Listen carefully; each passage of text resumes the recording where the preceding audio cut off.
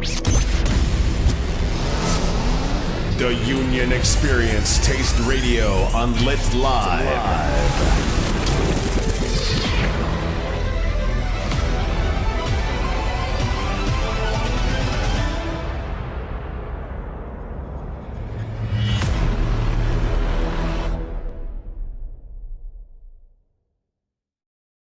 What up, y'all? It's the Union Experience Taste on Lit Live. I'm your guy, Rel Holla. You already know the vibrations, man. We here. It's your boy, DJ Damage. And we got a special guest in the building, my guy, Shawn Harvey. That's right. Let's clap. I'm in the building. I'm in the Union. Let's go. What's up, everybody? What's good, guy? Everything is good. I'm grateful to be here, brother. First of all, it's an honor for me to have this guy here. Why is This is that? my guy. Like, this is one of the funniest guys I know. No doubt. You know what I'm saying? Very talented comedian. No doubt. You know what I mean? I got mad love for this guy. I done seen this guy work. I done been to stand up. So this is my guy. Yeah. All right, hold on. On the count of three. 1, 2, 3. Aww. But you know what's deep about that is the fact that it's okay for us men to acknowledge the way we feel about each other. Absolutely. You know what I'm saying? Absolutely. Because a lot of times we either can't articulate it, Right. or we give a brother a nod. Right. But to say that, it needs to be said more often with us men. Absolutely. So I feel the same way about you. It's nothing but love. Right. You know, when I got into the internet radio game, it was Rel Holla was one of the first persons I've ever seen in internet radio. It wasn't even podcasting back then. It was very old school internet radio. Yeah, for sure. And when I saw Rel run the board and was a general manager at the station, I looked up to this dude. The dude had the radio voice. I don't have a radio voice. So my whole thing is, it's a pleasure when men can chop it up that way and share the way they feel about each other. No doubt. Instead of, folks in the hood talking about pause and no homo and none of that. Right. So it's good that we can share that. Right. And most men need to, it's okay. It's right. okay to say, That yo, doesn't- man, you cool, much love for you. Right. I respect you. Right. Thanks for all you have done for me. There's nothing wrong with 100%. That takes nothing away from him by honoring you and giving you your flowers, which you deserve. Women do it all the time. Yeah. Right. You's a bad bitch. Yeah. Look at you, guy. But when we do it to each other, it's like, yo, bro, hold on, bro. slow down, bro. What's good? Shit, bro. Chill, son. Right. Pause. So to start this show with those positive, vibes and the energy is what it's all about, especially in the start of a day. No doubt. You want to start your day, if you can, on a positive vibe. Like sometimes for me, like jumping out the bed. Yeah. Listen, You get out the bed, put the 2 feet down. both feet on the like, ground. all right. Amen. Rock, get that rhythm, go to the bathroom. Yeah. That's a start of a positive vibe Right. of a positive day. Yeah. Right. So sometimes for me, that's what I look at. Yeah. Because it's important. Absolutely. You know what I mean? You Absolutely. can't take it for granted. Right. You can't. They say here tomorrow, here today, gone tomorrow. Gone No, tomorrow. it's here one moment, gone the next. Yeah. So we have to take advantage Of of the the present. time. Yeah. Right. You know what I'm saying? It's so precious for us. Right. So when I get around you good brothers, Hey. it's all good and we can chop it up. Right. Yes, sir. I think men should go, because women got the brunch thing on monopolized. The mimosas and sangrias. Women have brunches monopolized. That's a fact. And I think us men should start that movement and start brunching.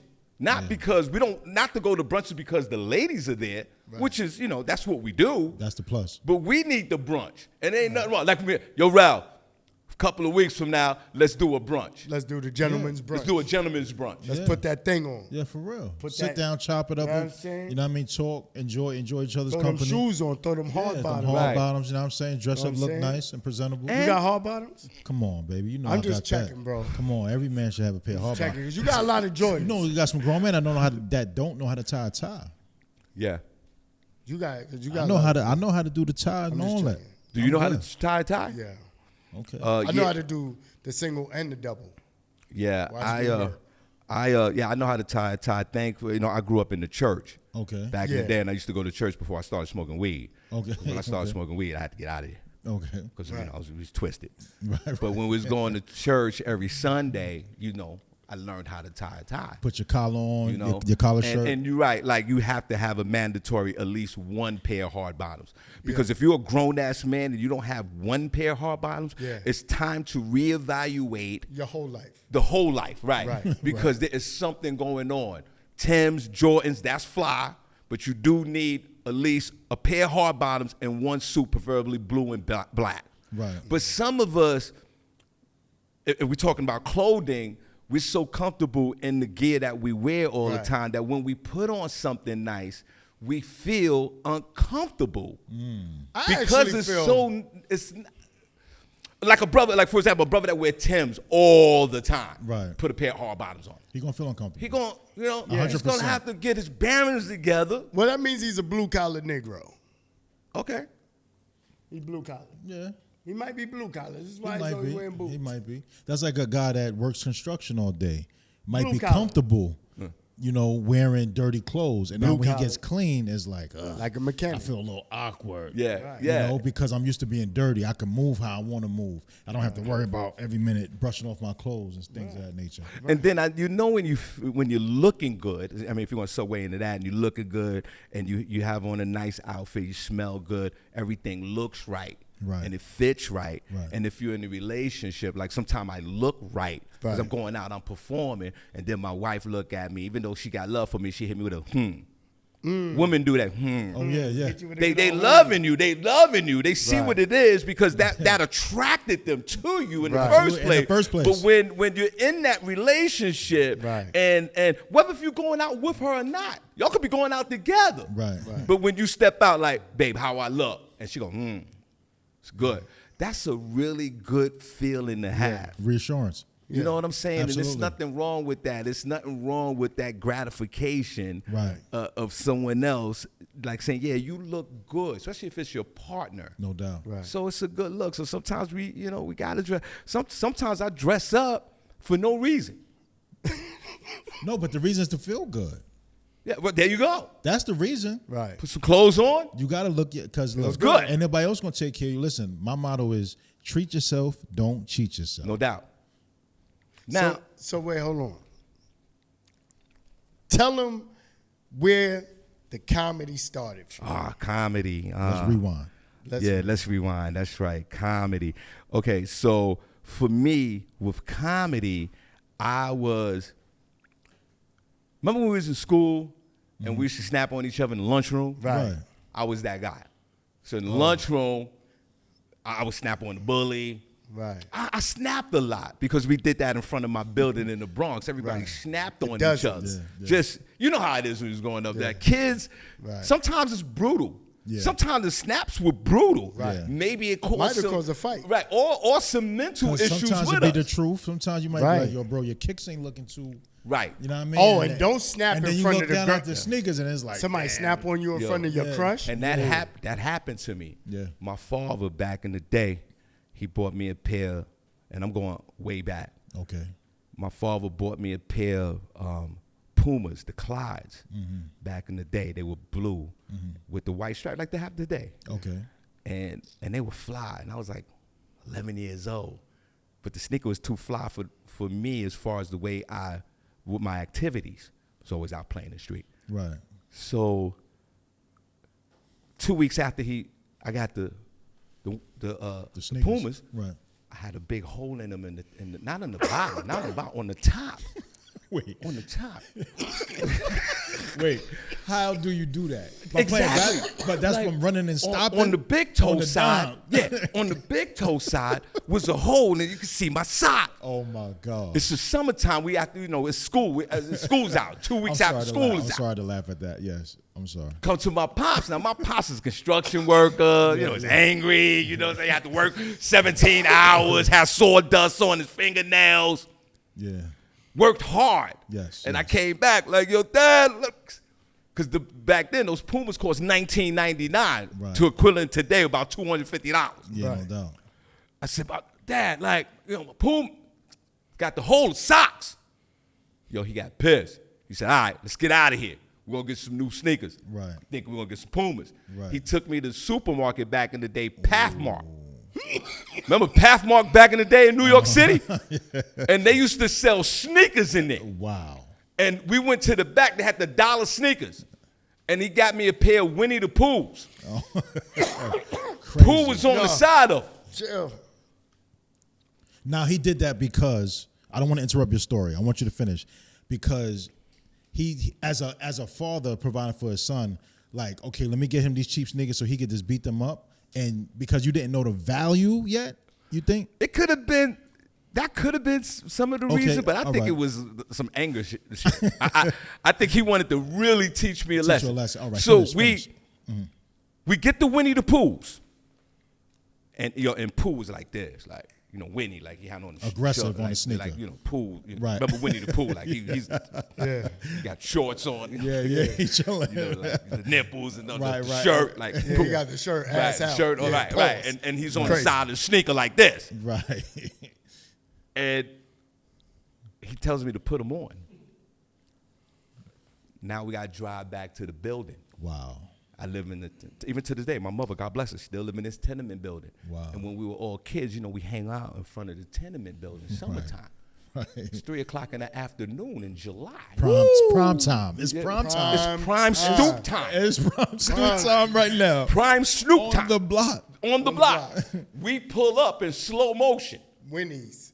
I got the Poohs on because he took away the Pumas. Don't call them the Poohs. Right. He pull up, he get out the car. I didn't want to get out the car. All the fellas is in front of the building. Yeah. Got out the car, walked around the car, and the Poohs, they look like giant billboards. And all the dudes and the girls, they're like, oh, you got skips. They cutting on you. Started snapping on me. And it was a terrible feeling. Right. But then I had to get my weight up. Even with the Poohs on, I started snapping. I'm going right so back now at we got to him. get back into snapping. I said, okay, you got my Poohs, I'm going to get on you, blah, blah, blah. Right. And then that, as a child, so I always had that sense of humor. Right. Then I was the funniest dude in the barbershop. The barbershop. I was barbershop funny. The barbershop comedian, he's very valuable. Yeah. While you getting the cut, That's when you test yourself. Yeah. I was the barbershop comedian because I'm snapping on everybody. Right. Now, that's how I got into comedy because my barber was a comedian. Okay. But he wasn't a comedian in the sense to where, he'd do it every once in a while. So he said to me, he said, Shawn, man, you know what? You funny as hell snapping on these dudes. Why don't you come to the club? And do some stand up. Now I didn't even grasp that. I couldn't. I never put 2 and 2 together. At what age? Because you said you was 11 with the pool. So now what age did you progress to at this point? When I went to stand up. No. As far as the barber. Oh yeah. Well, this was from early 20s. Okay. When I had hair. Okay. Right. The hairline. Yeah, we grown men now. Yeah. But I got a story with mine. My ex-wife took the afro in the divorce. Oh, wow. That's crazy. That's crazy. She took everything. So in my 20s, I used to take my son. So I was always that guy. Okay. And then when I got introduced to stand-up, I started stand-up late in my career. I started doing stand-up at 39. That's considered late? Yeah, that's very late. That's late. That's and it's sort of like any career. It's kind of late. I started at 39 because I didn't even, I wasn't even thinking about it. So he said, come to the comedy show. They had an open mic in Harlem on 147th Street at St. Nick. And the name of the place was the St. Nick's Pub. Okay. There's a little hole in the wall. And across the street was another bar. It was a fish spot, and it was like a coffee shop next to it. But anyway, across the street was the open mic. So I said, all right, I'll be there. And the first night I didn't show up because I just thought this was bullshit. Like, I'm not doing this. So he came next day, going to the barbershop. What happened to you? I didn't want to go. Then the next Tuesday, they did it weekly. I went, and that was the first time I ever did stand-up. And I got on the mic, and I said to the people, it was the first thing I said, I don't know what I'm going to say. I don't know if this is going to be funny. That's what I said. People started laughing. I said, damn, that was it? At your truth. I said, wow. All right. And then I said a few things, they started laughing. Yeah. And then I said, well, then I could do this. I came back the next week. It's the second week I came back. I get on there. Now I wrote down a few things. Some Right, you thoughts. got some ideas, Wrote right. down.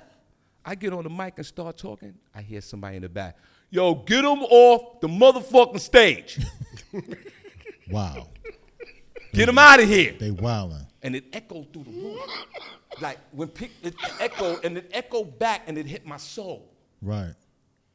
Because you don't think no good. Like, and the moment he said that, you know what I did? I walked off the stage. The moment he said that, I didn't even respond to it. There was no snap. Yeah. Now I was remember, gonna I'm the say that, snap guy. Because now you could have flipped it and made him a target. Right. But I never was in that realm. Okay. I didn't know how to adjust to it. Right. And when he said, get the F off the stage, I literally dropped the mic and got off the stage, walked out the bar, got in my car, went home. Wow. And that was my first experiences Right. at doing stand-up. And then, and I actually quit doing stand-up when that happened. Because it rattled me. Right. You know when something rattles you and you're like, I can't do that no more. I tried it. Like if you bungee jump, you do some dumb shit. Yeah. And you're like, I can't do that no more. It rattled me and then I stopped. And then like 6 months later. Wait, now was that the time? Because I remember you saying that you invited your whole everybody you worked with. Right. Was that time? No, that's when I came back into the game. Okay. So I came back in the game months later. Right. Went back to the St. Nick's pub, went back to the scene of the crime. Right. They were still there every Tuesday. Yeah. I walked in there and I was determined. I wanted to be funny. I wanted to learn the craft of comedy. Now Right. with the comedian that introduced me to comedy, now with another comedian. And they're sort of trying to teach me the game because there's a technique to comedy. Okay. So, but you got to get on the mic. Yeah. So I started doing shows again, and I started feeling a little. And I wasn't funny, but I had the courage to get on stage. That confidence that you needed. Right. So now, while I'm in that process, and I know I'm not funny. I'm not a bookable act. I have no point of view. I'm just talking about what's going on in my head at that moment. And while I'm doing that, my cousin I didn't even know was this big comedy promoter. Okay. But he did these Christian shows. Christian comedy. Yeah, clean Christian comedy. Now, Okay. I curse all the time. Right. But I told my cousin, I go, yo, I'm a comedian now. He goes, you're a comedian? Yeah. I got a show for you. Where? At BB King's. 400 people. Wow. You go on first. I said, I made it. Opening act. Right. I BB made it. King's. BB King's. 42nd? 42nd. I was so new in the game. I didn't ask for any money. Well, I wasn't ready to get paid anyway. Right. I didn't even ask my cousin, like, yo, let me get $2 or $3 off the ticket. Right. None of that. I bought everybody. Remember, it was 400 people. I bought about 75 of them. Right. Everybody from the hood. Yo, we My out. moms. Yeah. Right. Co-workers, friends. My both of my baby mothers. Everybody pull up. You sit over there. You sit over there. Co-workers. Yeah. Everybody on the block. Yeah.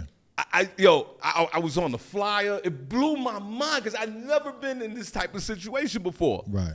Get there, I saw my mother. God bless her. My mother was sitting in the front, and everybody was sitting there. And at that moment, it hit me. What am I doing here? Because you didn't have your jokes prepared? No, it was this. Yeah, it was everything. It was everything at I one time. wasn't at that level of comedy to do that type of show. Right. You got to put in hours To get on to get that stage. to be on that stage. Right. Got You just don't walk on a stage like Nah. that. And the comedians, I never forget, Rip Michaels was the host. Shout out to Tony Rip. Roberts was the closing act, and all these other comedians in between, and I went first. Right. And I barely knew these comedians. Right. And my cousin was like, yo, this is my cousin. He's going to go and put him up first, and he's got this. He hyping the whole thing. He hyping making it worse. Oh, my Right. gosh. Right. You know what I'm saying? Right. Like, I felt like the 11th man on the bench that got no minutes all year. Yeah. And now I got to get in the Yeah, game. yeah. I got to check Kyrie. Yeah. Right. Yeah. during playoffs. Yeah. Nah, that's crazy. You know the backup quarterback that two quarterbacks that hurt, and then they bring in Ken Lofter, like that guy. I was at. Yeah. In the conference finals. Deep off the bench. Right. Yeah, for real. And I go on stage, and when I tell you I bombed, like, see, there's two categories of bombing. There's when people boo you, because a comedian wants to get booed because you can at least react to it. Then you got the bomb where it's quiet like this. Ooh. I was talking, but it was quiet. Oh. And my mother was looking at me like this. My mother, she was like, yo, if you don't get off of this stage, Wow. right now. Both of my baby mothers fell in love with Rip Michaels and Tony Robbins. They wanted to have sex with them. Wow. Because they were ripping. And that's another thing. When you're new in the game, regardless of what you do, don't bring your woman or your wife with you when you learning how to do something. Right. You got to get seasoned Because first. if your wife or your girl sees something, the funny guy, and you trying to work through there, it might be a problem. So I bombed so bad that night that my family and my friends, I would not allow them to come to another comedy show for 6 years. Wow. Because I dug into the craft. Right. Then I went back to work. Oh my God, they were killing. And I have to see these guys every day. Yeah. Now I'm going to work. You saw Shawn? He was horrible. Damn. Like I was going through that at work. Right. Imagine.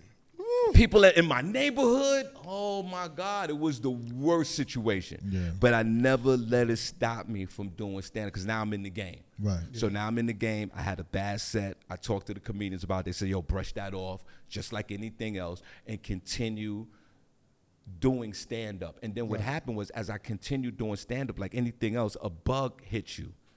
I fell in love with it. I didn't know exactly when, but I was so determined on trying to be as funny as I can that it was like an immaculate conception, like the clouds parted and something hit my heart.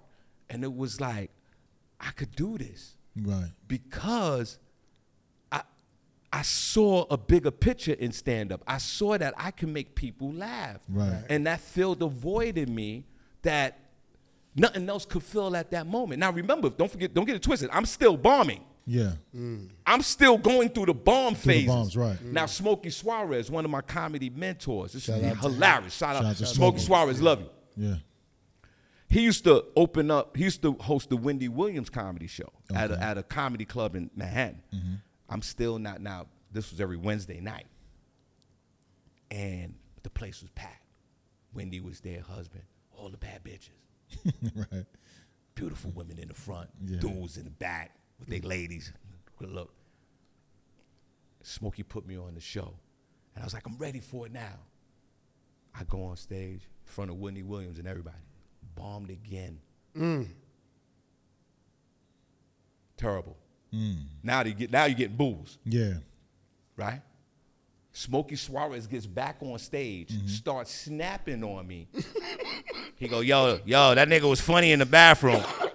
Smokey Suarez get a standing ovation, snapping on me after I bombed. Don't you know I wanted to fight him? Wow. I wanted to physically fight him because I was so embarrassed. Yeah, embarrassed. Rob Stapleton pulled me over. Yo, this is how this game works. You bombed, he snapped on you. You fooled. Yeah. So I share these stories. It's like anything else. Like it's very rare for a comedian to say, "Yo, I came into the game and I started ripping, and I took off." It's all of us. 99% of us go through this process that I'm sharing with you, and then we achieve the funny. Right. And then that hit me one night at Mocha Lounge in Harlem. In Harlem. Tina Graham. That's where I first seen you. Right. Tina Graham, because I kept bombing. For some reason, I was funny. Like I was up and down, meaning I was funny one night, not funny the next night. But for some reason, I would always bomb in front of beautiful women. Wow. Bad bitches. It's nothing worse than bombing in front of bad bitches. Nah. And a bunch of them. Remember Mocha Lounge had that Yeah, couchy Mocha thing. Lounge. It was a Right. It was a vibe in It it. was real intimate. It was intimate. It looked like a scene from Smokey let me rock one night too. Right, it was like a scene from like Love and Hip Hop, like you know those restaurants that they film in Love and. It was like a situation like that. Right. Beautiful women kept bombing. So one night I bombed. Tina Graham was there, and she pulls me to the side. I said, "Tina, I can't do this no more. I'm still bombing."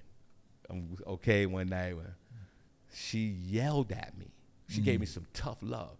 She said, "Shawn, knock it off. What you need to do is talk about what's going on with you. You an old ass nigga. You started doing comedy." Right. And while she was screaming on me, it started clicking. Started clicking. Everything started clicking. And in that moment, and shout out to Tina Graham, love you for that. And in that moment, it all came together. And for some reason, that funny came to me. The comedic funny, different from snapping. The comedic funny came in. Then I started running with comedian talent, and that was the history of it. But comedic funny and regular funny is a different look, because when we're funny in front of each other, it's no pressure because we're in front of each other. I wanted to ask you, what was your work ethic like? Not that saying that this what I'm saying is factual, but when you was bombing, were you going home to do homework, like as far as to watch other comedians to get a sense of, like the Eddie Murphys or Richard Pryors, to get a sense of what comedy is, or were you freestyling? Good question. I was freestyling. I was going in clubs and bombing and getting suggestions from my peers that I was with every night of the week, because they started taking me seriously, because I would always hang around. Right. And every time they walk in the club, they were like, "Here goes Shawn again." Right. Oh my God. Right. But every night I was in the club. So now I started asking questions. Right. The dumbest question is the one you don't ask. Correct. So I started asking questions, and I want to be funny, and I want to learn the game, and I learned the game through these comedians that I mentioned: Smokey, Talent, right. My man Cool Herm, like Tina, like all these people. And it wasn't the A-listers that you talked about or that you mentioned. Right. It wasn't that. It was the underground comedians in the New York circuit that taught me comedy. Right. And I'm most grateful to them. So a lot of my heroes and funniest comedians in comedy are the comedians that run in the underground. Right. Right. No disrespect to the comedians No, that it's reach not. that crescendo. Right, It's it's the not. comedians that I run with every day that do this for a living like me, that we ride each other backs for that funny. That's why out-of-town comedians don't like coming to New York, Why is because that? this is the belly of the beast. Right. Like they talk about Madison Square Garden, the mecca of basketball. Right. This is the mecca of comedy. Okay. So we going hard in the paint in New York. So that's what this is about. So Gotcha. so the apprenticeship for me with stand-up was bombing every night, and my peers taking me seriously Right. because I was bombing, Right. but I wasn't going nowhere. And then what happened, I became a little funny, and I got my first book job. It was for $50. Wow. Brooklyn Mike offered me $50. Comedian Brooklyn Mike Right. offered me $50. How long and was your set? I couldn't understand the concept. I was like, wait a minute. You gonna give me $50 to do that, bro?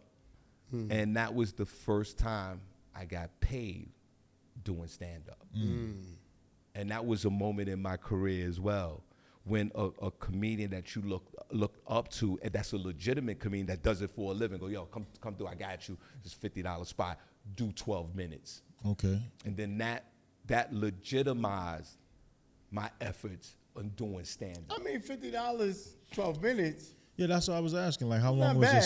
set? Nah, it's not bad. 12 minutes. I don't even think it was about Some the $50. people don't get $50 an hour. But listen, some 12 minutes. situations, I don't even For real. think it was about the $50. It was it was- about the 12 minutes. Right. Yeah, it was about, It was about the exposure. Right. But not only that, it was about, like anything in life, like when your peers come to you, Right. it legitimizes you. Right. Like you DJing, another DJ come up to you, I got a job for you, bro. I can't make it Yeah. because he trusts you, Yes. and you're legit. Amen. Same You're thing right. with you. 100%. So it wasn't even the $50. It was the, right. It was. Yeah, your integrity. He knew. He knew that I could do this. He was solid. Yeah. And that's when I started. That was my first pay in comedy. Wow. Because when I used to go to Mocha, so Shawn had this thing where he would start the show. Oh yeah. Turn the lights on. Yeah. Turn them on. Yeah. Turn the lights. Yeah. See, I remember this. See? Yeah, that was classic. That was classic. And this was the thing, and that's how you start the show. But when I tell you, like everybody in the show would be into it. But the funny thing was, so remember when you came to the Friendsgiving at my house, right? Yes. Mm-hmm. And all my dudes that was there from Harlem. Yeah. Okay, so the night that Smokey let me rock, the night that Smokey let me, so all my dudes, for some reason, had on these plaid shirts. Shawn was like, it's the funny shirt crew right here. Yeah, I remember that. He Killed killed my dudes. Yes. Killed Yo, him. they snap. all had on plaid Yeah, shirts. yeah. It was so weird that the whole team had on plaid. He killed them. Yeah, that was the snapping thing I was talking about. But when I'm snapping on folks in the crowd, it's in a loving way. It's not a disrespectful way. Right. I'm going to give it enough to where you're going to laugh at it. Yeah, no doubt. So sometimes it's a technique to that as well. But to get real with comedy, again, I just want to share this with y'all.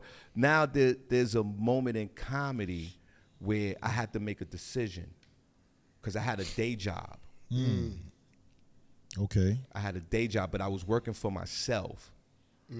I was driving a van. I was making deliveries for this messenger company back in those days. And now I'm ranking up in the comedy game. Now I'm getting booked every night. Now I'm at that point where You pivoting. yeah, like now I got to think about this. Yeah. Right. Now I'm traveling. So it went from St. Nick's Pub to now doing a week in a different city. Right. It went to work all, like going to work all weekend. Full time, right. And I never forget how my decision was made. And this is with everybody in life. Absolutely. I was working my job, and my job, it started at 4 a.m, and I worked at 2 p.m. Okay. So that was like my shift. Yeah. And 10 hours. Yeah. So, and then after shit was over, I would try to get some sleep and then go out and do stand-up. Right. And this particular night, I had a show in Boston. They did a show in Boston every Wednesday night, which to this day, they still do it. My man, Jonathan Gates, he runs every Wednesday show. So he booked me for Wednesday. Now, remember, I worked all day. Right. Wednesday. Right. And at 2 o'clock in the afternoon, I drove from Moonachie, New Jersey, which is next door to Giant Stadium, Okay. to Boston. I did my job, got in my car, and drove to Boston. Right. Right? I get up there, I do the show. We do the show was great, ripped it, good look. I got paid. Now it's not $50 no more. No. We get some money now. We getting money. Right? But I was concerned about my job because I had to get back. Right. I had to get back because it's Thursday morning. Yeah. So I gotta get back. Start at 4. I gotta get back to work. Right. And I left the club, and I got into Connecticut, and I fell asleep at the wheel. Wow. And thank God I hit the shoulder, and the grates in the Yeah. shoulder. Yeah. That I heard that. It woke you up. And I turned the wheel. It woke me up. I turned the wheel, and I was about to hit a tree. And I turned the wheel, and I jumped back on the highway, jumped back into the other lane, so now the car is doing the Swerving. swerving thing. And then I got control of the car, and that was my sign. And I went back to my job, and I said, yo, listen, I'm going to give you 3 weeks notice, whatever. I'm out of here. Because that was the sign. Yeah. Because You it had to was make either your one or the choice. other. You were either going to do stand-up, or you was going to do God the day forbid. job. Yeah. God forbid. And that was hurt that yourself. signal for me, Yeah. because we all go through those moments Yes, in yes. our lives where these signals happen Yes. Right. that we make a decision, because sometimes it's right in front of our face, and sometimes it's so obvious that we can see it. And that's when I made my decision. And when I quit my job Right. as an independent contractor, Right. I went to my family. Yo, done doing stand-up. They was like, are you out of your motherfucker? Are you crazy? Right. That's what they always doing? gonna say. Right. And even I was like, oh my God. And it was real, because after that, when I resigned from my job, and that money didn't hit that direct deposit 2.5 weeks later, it was real. Now you got to go get it. Now it's time to go get it. Right. That's the mindset. And that shows your inner courage. Yeah. In your faith, in the belief in your skill set. And when abilities. it gets to that point, when Absolutely. you need to go on your raw abilities to pay your bills. Right. That's when it get real. That's absolutely. And at that time, thank God I was single at that time. Right. Oh, yeah. Because I can't do the relationship. No. Because I got enough money to pay my rent Right. and eat. Right. There was no money Right. for relationship. Yeah. That's a fact. I was by myself for 3.5 years. You might get some action on the shows, but other than listen, we can do this and build together. There was no building. right. Yeah. We were done. Unless you just want to finance your comedy career. Ain't no women doing that. Right. Man, that's serious. Yeah. So those were those moments. Right. Because those moments need to be talked about sometimes. Because Right. you see the A-listers, you're like, how did they get there? Right. And it's a journey for It all is. of us because the success is on different levels. Right. That's a You know, I fact. feel like I'm a successful comedian. this is what I do. Yeah. Right. Of course, do I want to be on another level? Yes. Yeah. But I'm gonna put that work in, but it pays my bills. Yeah. Right. And I live off of stand-up, so I'm grateful for it. And I run in the urban circuit of comedy. So the urban circus is a network Right. of promoters and comedians and Right. comedy clubs where you continuously work. Right. Still, now you got to be funny. Yeah. Now you got to be that type of money in the bank. Right. I'm a book Shawn because I know everything's gonna be good. Right, you right, want to right. get to that level because you know you can continuously work and you're funny. Where's the furthest you've been doing comedy? I've been out the country several times. South America, the Caribbean I've been, Right. That's super Canada. I've been like those. I've never been to Europe doing comedy. Okay. But I've been those type of places That's dope. doing stand-up. And I wear my hood on my back. My comedy is what it is. Yeah. You're going to get the same comedy in front of a white audience, then a black audience. You're going to get that same. I'm not switching up. I am who I am. Right. Because some comedians fall into that situation where they see all, I call them Babylonians, Okay. white folks. Right. And then they switch up. But do you Babylonians. do you feel like your material needs to be different? Because you basically just said no, right? Well, I mean, asking you that is like a silly question, but do you feel like going in front of a white audience versus a black audience, you can't say certain things, Right. And you know, things of that I nature? might take the N-words out. Okay.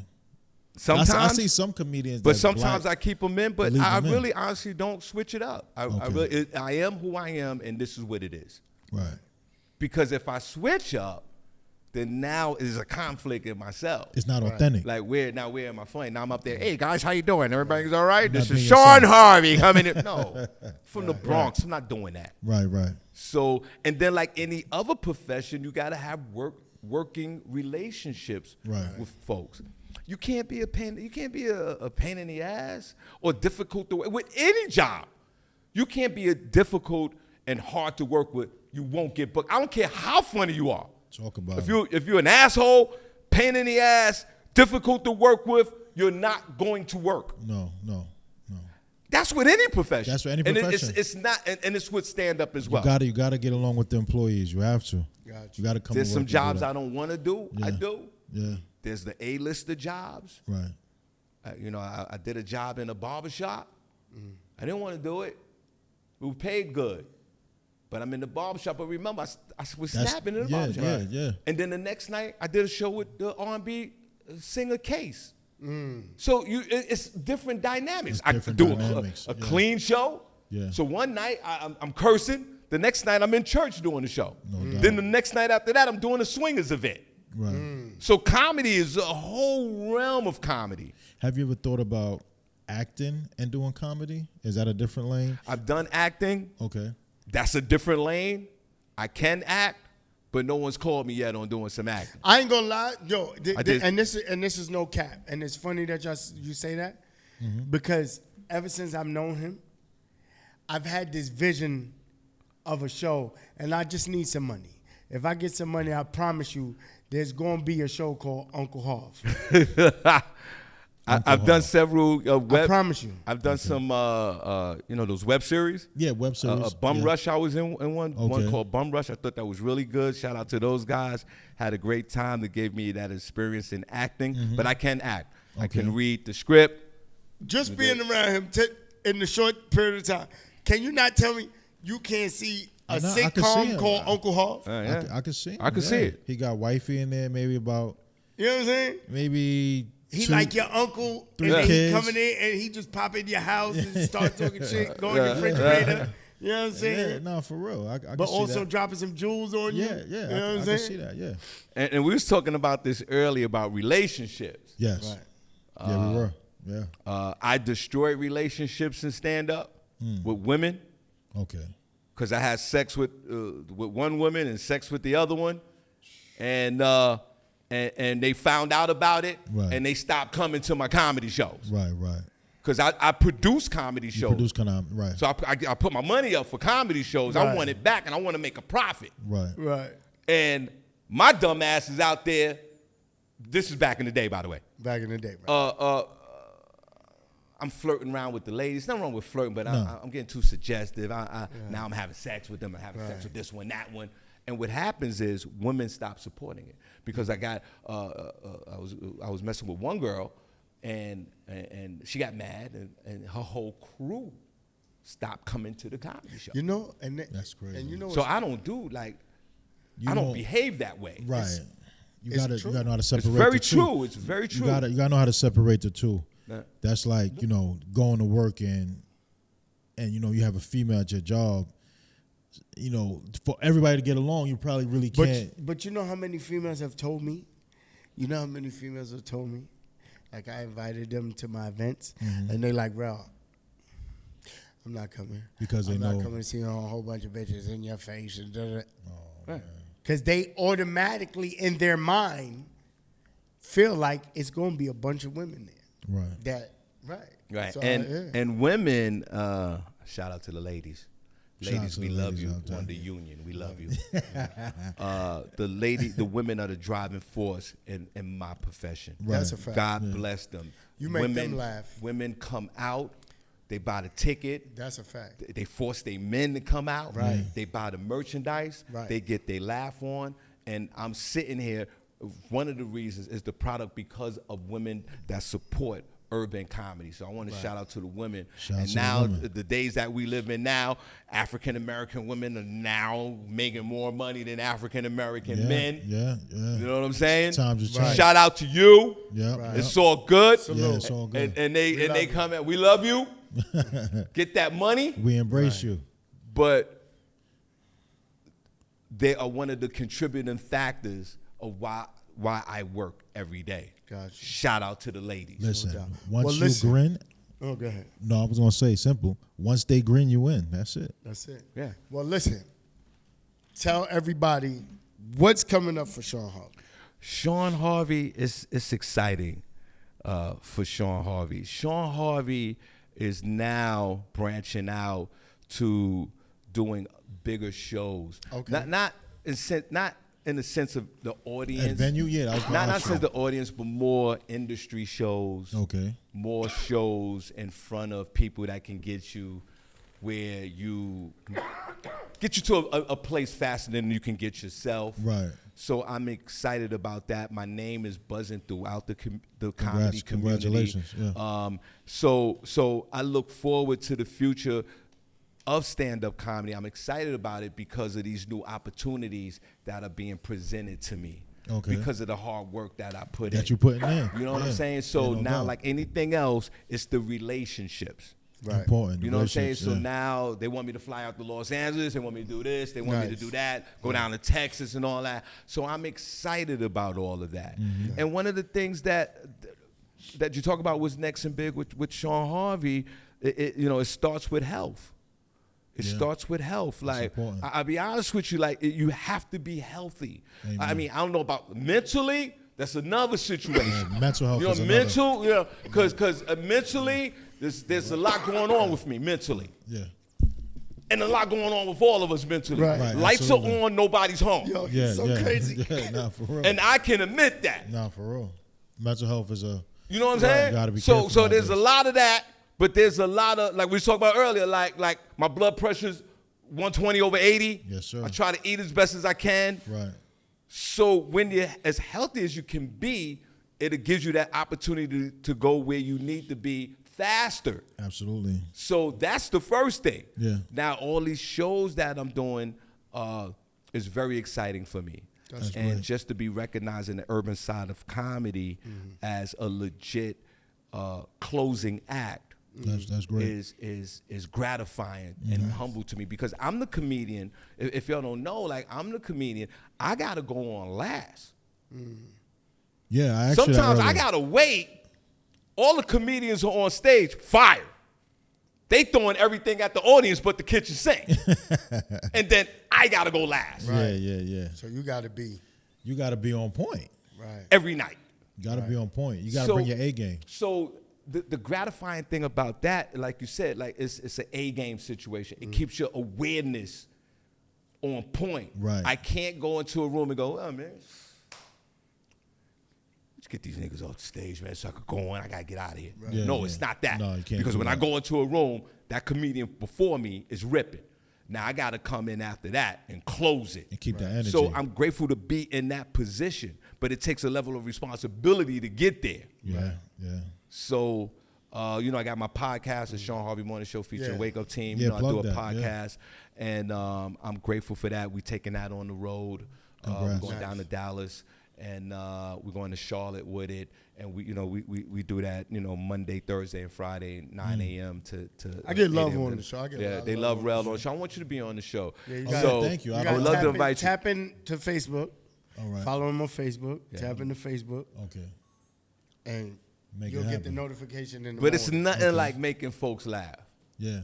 You know what I'm saying? Now, do my wife find me funny?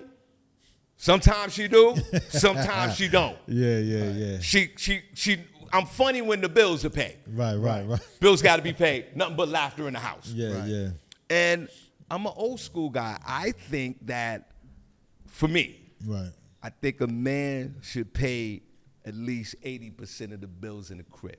Okay, I 80 to respect that. 90%. Mortgage. I'm thinking, Light I'm bill. thinking, if not all the mortgage or rent, at least Partial. 80% of it, not All right. 50-50. Okay. Gotcha. So if the rent is 1,000, I got that 8. You put that 2.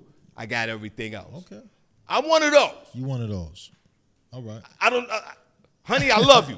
Honey, I love you. You know that. We got that Netflix popping. Yeah. But I'm one of. Now some men are not like that. Yeah. 50-50. Some men live for free. I don't know. Yeah. Right. But in my household, it's one of the benefits. Don't let me find the definitely- open. I'm Don't, definitely don't, 80/20. it's one of the benefits of keeping the peace in the house. Don't let me find the open. Because I believe this, forget about stand up and all. If you're in a relationship, one of the most successful ways to continue the relationship is the money.